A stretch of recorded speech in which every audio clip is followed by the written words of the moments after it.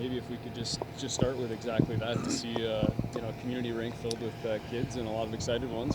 What's that like as an NHL group when you come in? Well, for coaches, I think it's fantastic, and I think you'd probably get the same message from the players. It's when you have people in the stands, it brings a different energy to your practice. So we like it because there was good juice out there this morning. So I quite enjoy when we have an opportunity to come to a community rink or a different facility like this and spend a little bit of time together as a team, but also have a good practice, which we're pretty excited about.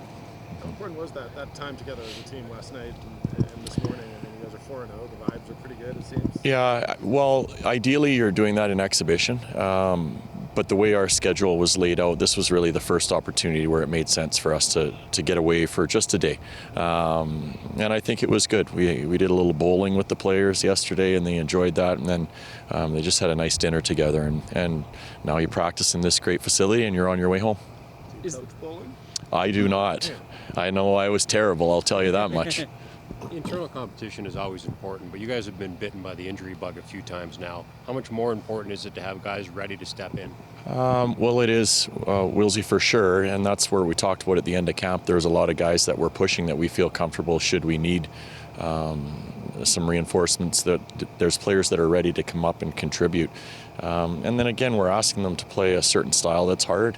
So you're going to run into some of these things along the way, but we're not anticipating any of these guys to be out for long periods of time, which is a good thing. How do you feel Coronado is going to fit in with sort of cadre? I think he'll be just fine. He just keep playing the same way he's played the last two games. Nothing has to change because he's on a different line or wearing a different color in practice. Just play the same way. And he's had success because he's been tenacious and he's been a responsible player. So just do the same thing he's been doing. How different is maybe the D-zone approach compared to last season? You're not allowing a ton, it seems. Guys like stars on other teams have been shut down. Like how have there been evolutions or changes in that system or approach? No real changes, no. There was just more of a focal point on certain key areas to start the year. And last year there was a lot of changes. There was a lot of things that were new for the guys to pick up. So I think they just kind of picked up where they left off last year more than anything. And as I mentioned earlier, we focused on a couple smaller areas and we just kind of try to stay on those as much as possible. Is there something to be said about just the timing of this break? Obviously they're good for the team, but the fact that training camp is difficult, there's 8 games through there and then 3 games in 4 nights, and just maybe a second to catch your breath here as well before reloading? Sure. And that's why when you look at the schedule, this was one of the days that we thought was, or one of the little stretches we thought would be a good time for us. So good skate today. We'll have another good one tomorrow before we head to Seattle, and then we'll be ready to play. You talked about your style of play. You guys have been very physical. It's not an easy way to play. Is that something that's sustainable over 82 games? For us to be successful, it's going to have to be, because we are a better team when we're engaged physically, and I think that's evident in the first 4 games.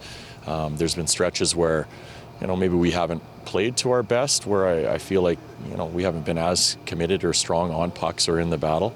And when we are doing that, then I feel like we're controlling a lot of the play. So it's an important part of what we're all about, and it's something that has to continue. And that's where the depth comes into play too. So if someone's having an off couple nights, we can bring someone else in who's going to be competitive and going to want to stay in the lineup. Huska, it's the middle of October, I get that, but you're one of the neat stories early on. How do you kind of block that noise out and keep the focus where you want it to be so that you kind of have these guys understanding the importance of this momentum? Yeah, that's a good question, but I think you started it off with it's 4 games into the year for one, and any of the talk before camp, we made it very clear to our players inside what our expectations are. What's being said about us outside doesn't matter, good or bad. So that's the mindset that I think our players have right now, and it's something that we're going to continue to push home with them.